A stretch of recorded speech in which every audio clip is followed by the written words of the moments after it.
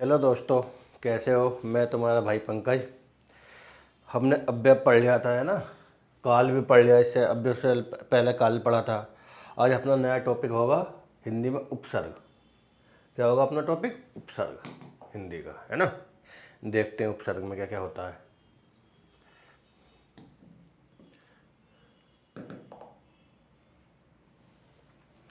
चलो, दिखाई दे रहा है ना सबको अच्छे से। देखते हैं उपसर्ग होता क्या है। उपसर्ग उपसर्ग वे शब्दांश होते हैं जो मूल शब्द के पूर्व या पहले में लगकर या शुरू में या स्टार्टिंग में लगकर उनके अर्थ में परिवर्तन या विशेषता ला देते हैं तथा नए अर्थ का ज्ञान कराते हैं। नए अर्थ का ज्ञान कराते हैं, उन्हें क्या कहते हैं? उपसर्ग कहते हैं। उपसर्ग होता क्या है? उपसर्ग एक शब्दांश होता है। क्या होता है? उपसर्ग शब्दांश, मतलब शब्द का अंश होता है उपसर्ग। वे शब्दांश जो मूल शब्द के शुरू में या पहले लगकर उसके अर्थ में परिवर्तन या विशेषता ला देते हैं तथा नए अर्थ का ज्ञान कराते हैं, उन्हें उपसर्ग कहते हैं। उपसर्ग एक प्रकार का क्या होता है? शब्दांश होता है, शब्द का अंश होता है। ठीक है, आगे बढ़ते हैं। उपसर्ग तीन प्रकार के होते हैं। कितने प्रकार के होते हैं उपसर्ग? तीन प्रकार के होते हैं। पहला होता है संस्कृत का उपसर्ग, हिंदी का उपसर्ग और विदेशी या उर्दू उपसर्ग। जो संस्कृत के उपसर्ग होते हैं ये 22 प्रकार के होते हैं। हिंदी के उपसर्ग हमारे 9 या 10 प्रकार के होते हैं। उर्दू के 19 प्रकार के होते हैं। तो संस्कृत उपसर्गों की संख्या कितनी होती है? 22। कभी कभी सीधे क्वेश्चन में पूछ लेता है, मतलब संस्कृत उपसर्ग कितने प्रकार के होते हैं? 22 प्रकार के। हिंदी के उपसर्ग 10 होते हैं, विदेशी या उर्दू के उपसर्ग 19 होते हैं। कुछ विशेष उपसर्ग देखेंगे, है ना। कुछ विशेष उपसर्ग देखते हैं।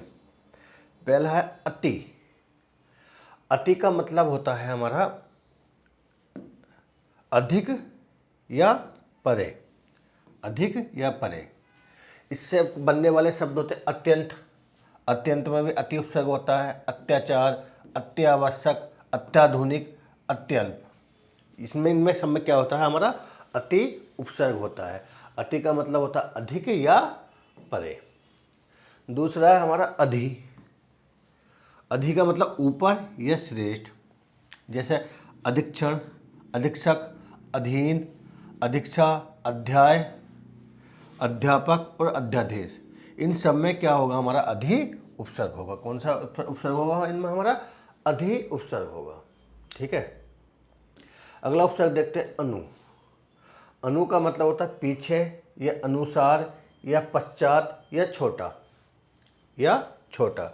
कुछ शब्द जैसे अनुकरण हो गया, अनुसार हो गया, अनुभव हो गया, अनुराग हो गया, अनुशंसा हो गई, अनुदान, अन्वय, अन्वेक्षण या अन्वीक्षा। इन सब में हमारा क्या होगा? अनु उपसर्ग होगा। क्या होगा हमारा इसमें? अनु उपसर्ग होगा। चलो अगला देखते हैं आगे।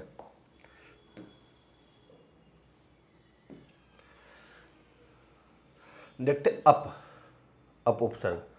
अप का मतलब होता है बुरा या कम या विपरीत। क्या मतलब होता है आपका? या तो बुरा या कम या विपरीत।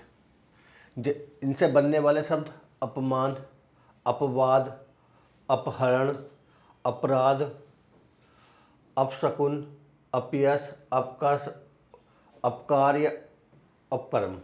इनमें सब में क्या होगा? हमारा अप उपसर्ग हो गया। क्या हो गया? अप क्या हो गया इनमें? हमारा अप उपसर्ग हो गया। ठीक है, अगला है हमारा अब। अब अब का मतलब होता है कम या विशेष या हीन। क्या अब का क्या मतलब होता है? कम, विशेष या हीन। अवसर में अवसर हो गया, अवदान हो गया, अवनति, अवज्ञा, अवशेष, अवतार, अवसाद, अवगुण। इन सब में क्या है? हमारा अब उपसर्ग है। क्या उपसर्ग है इनमें सब में? हमारा अब उपसर्ग है। ठीक है, आई होप समझ में आ रहा होगा भैया को सबको अच्छे से। फिर देखते हैं अभी। फिर अभी, अभी का मतलब होता है हमारा विशेष या अधिक। क्या मतलब होता है? विशेष या अधिक।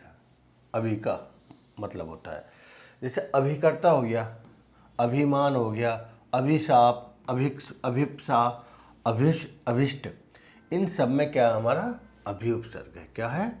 अभी उपसर्ग है। आ उपसर्ग, आ का मतलब तक या से लेकर या पर्यंत। आमरण, आजीवन, आगमन, आधार, आकंठ, आवेग, आवर्ती, आहार, इन सब में क्या है हमारा? क्या है? आ उपसर्ग है। क्या? आ। ठीक है, अगला है हमारा उद या उत। उद या उत उपसर्ग, इसका मतलब था अधिक या ऊपर। उद्गम, उद्भव, उदाहरण, उदित, उन्नति, उन्नयन, उन्माद, उच्चारण, उच्छ्वास, उच्छ्वसन, उज्ज्वल, अटकंठ, उल्लास, है ना। इनमें सब में क्या आएगा हमारे? उद और उत उपसर्ग आएगा। उद और उत उपसर्ग आएगा। जैसे उन्नति हो गई तो इसमें उत आ गया, उद्गम में उद आ गया, उन्मद में उत आ गया। जहाँ न आ रहा वहाँ तय वाला आएगा और च वाला आएगा नहीं। ठीक है, चलो आगे देखते हैं।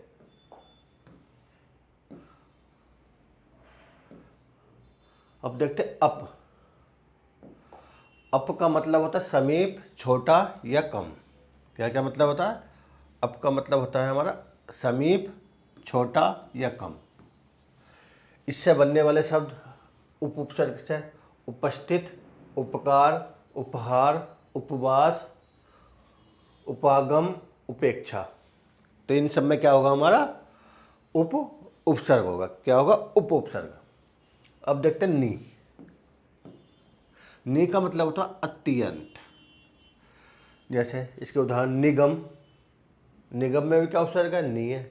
नियुक्ति, निपुण, निपट, नियोग, इन सब में क्या है हमारा? नी उपसर्ग है। ठीक है भैया, अगला हमारा परा। परा का मतलब होता है अत्यंत या विपरीत या अंतिम। जैसे परामर्श, पराक्रम, परामर्श, पराक्रम, पराभव, पराजय या परावर्तन, इन सब में क्या होगा हमारा? परा उपसर्ग होगा। अब है अगला परि। परि का मतलब चारों ओर या पास। जैसे परिवार है, परिचित है, परिमाण है, पर्यटन है, पर्यवसान है, पर्यवेक्षण है, पर्यंक है, पर्यावरण है, इन सब में क्या होगा हमारा? परि उपसर्ग होगा। क्या होगा? परि उपसर्ग होगा। चलो आगे देखते हैं।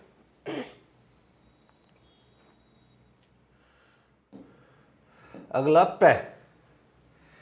प्र का मतलब होता है आगे, अधिक या विशिष्ट, यानी इससे बनने वाले शब्द प्रदेश, प्रसाधन, प्रमाण, प्रणाम, प्रेक्षण, प्रोण, प्रोज्वल, इन सब में क्या होगा हमारा? प्र उपसर्ग होगा। क्या होगा? प्र उपसर्ग होगा। अब देखते हैं पृथ्वी। पृथ्वी का मतलब होता है प्रत्येक, विपरीत या दूसरा या सामने। प्रतिबिंब, प्रतिष्ठा, प्रत्यक्ष, प्रत्यर्पण, प्रत्येक, इन सब में क्या होगा हमारा? प्रति उपसर्ग होगा। क्या होगा? प्रति उपसर्ग हो गया। चलो आगे बढ़ते हैं।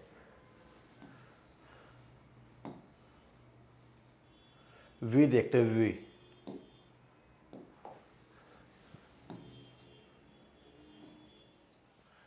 है ना। वी का मतलब होता है विशेष या रहित या विपरीत या दूसरा। विनम्र, विनम्र, विलोम, विलास, और विदेश, इन सब में क्या है हमारा वी उपसर्ग है, वह ई क्या उपसर्ग है, वी उपसर्ग है। अगला देखते हैं सु। सु, सु का मतलब अच्छा या सरल, सु का मतलब है अच्छा या सरल। इससे बनने वाले शब्द सुगम, सुलेख, सुदर्शन, सुकर्म, इन सब में क्या हमारा सु उपसर्ग है। क्या है, सु उपसर्ग। ठीक है भैया। अब देखते हैं सम। यहाँ मैं के नीचे हलंत है, ध्यान रखना, मैं के नीचे हलंत है सम। इसका मतलब होता है अच्छी तरह। क्या होता है, अच्छी तरह।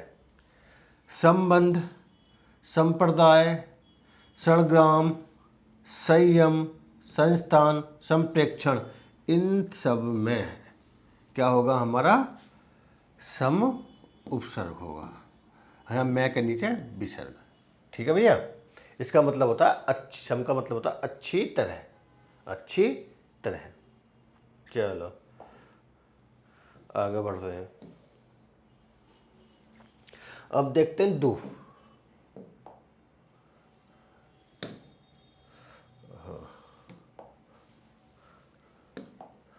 ठीक है।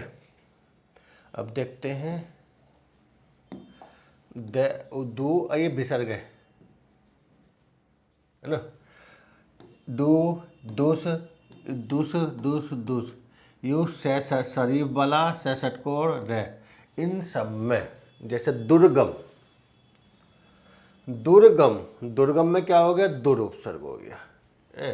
दुर्गंध, इसमें भी दुर उपसर्ग हो गया। दुरंत, दुर, दुर्व्यवहार, दुर, दुर्दीन, दुरात्मा, इनमें दुर हो गया सब में। ठीक है। इन सब में क्या हो गया हमारा दुर उपसर्ग हो गया। यह है नि विसर्ग वाला, जहाँ पर नि विसर्ग वाले पर क्या क्या बनता है, रह भी बनता है, ये वाला सह भी बनता है, यू से और ये से। जैसे निस्सार, नि विसर्ग सार, ऐसे लिख देंगे।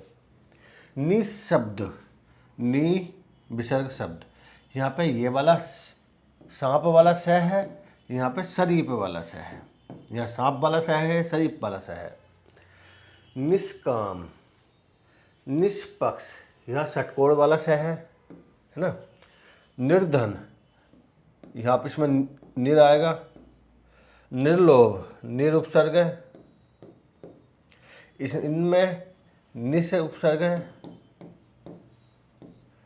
यहाँ पर इस वाले में निस ये वाला षटकोण वाला उपसर्ग होगा, इस वाले में ये वाला उपसर्ग होगा। ठीक है। निश्चल है ना, निर्गुण, ये वाला है ना। ये शब्द हमारे, इनके उपसर्ग, इन शब्दों का उपसर्ग ये है सब, है ना। आगे बढ़ते हैं। चलो, मैंने ऊपर बताया था हिंदी में उपसर्गों की संख्या कितनी होती है, 10। हिंदी में उपसर्गों की संख्या कितनी होती है हमारी, 10 होती है। संस्कृत में उपसर्गों की संख्या 22 होती है और उर्दू में उपसर्ग होते हैं हमारे 19 होते हैं। कुछ शब्द ऐसे देखते हैं जिनमें दो दो उपसर्गों का प्रयोग होता है, दो दो उपसर्गों का प्रयोग होता है। जैसे वी उपसर्ग वाले देखते हैं, जैसे व्याकरण को बी जमा आ जमा करण, व्यापार बी जमा आ जमा पार, व्यभिचार बी जमा अभि जमा चार, व्याकुल बी जमा अ जमा कुल, व्यवसाय बी अब और साय। तो ये ऐसे शब्द होते हैं जिनमें दो या दो से अधिक क्या होते हैं हमारे उपसर्गों का प्रयोग होता है। चलो आगे देखते हैं। जैसे अधि से अध्ययन, अधि से अध्ययन और अध्याय, इन दोनों में भी दो उपसर्ग होंगे। कितने, दो उपसर्ग, है ना। दूर से दुराचार, दूर जमा आ जमा चार, कितने उपसर्ग हो गए, दो। दुर्व्यवहार, दूर जमा बी जमा अब जमा हार, इसमें ये ऐसे शब्द हैं जिनमें दो या दो से अधिक या दो उपसर्ग आए, मतलब दो उपसर्ग वाले शब्द होते हैं ये। चौथा अप है, अप से अप व्यय, अव, अप जमा बी जमा ए, ये है ना, ये कुछ शब्द हैं है ना जिनमें दो उपसर्गों का प्रयोग होता है। ठीक है, कभी कभी पेपर में पूछ लेता है व्याकरण में कौन सा उपसर्ग है, हम क्या करते हैं, वी, उसमें ऑप्शन में वी भी होएगा और पूरा ये भी हो लिखा हुआ होगा, है ना, तो हम इसे मार कर चले जाते हैं, बट ये है उसका पूरा वी जमा आ, ये क्या होगा, व्याकरण के उपसर्ग हो गए। ठीक है, आई होप क्लास अच्छी लगी लगी होगी। क्लास को लाइक करो, चैनल को लाइक करो, सब्सक्राइब करो। धन्यवाद।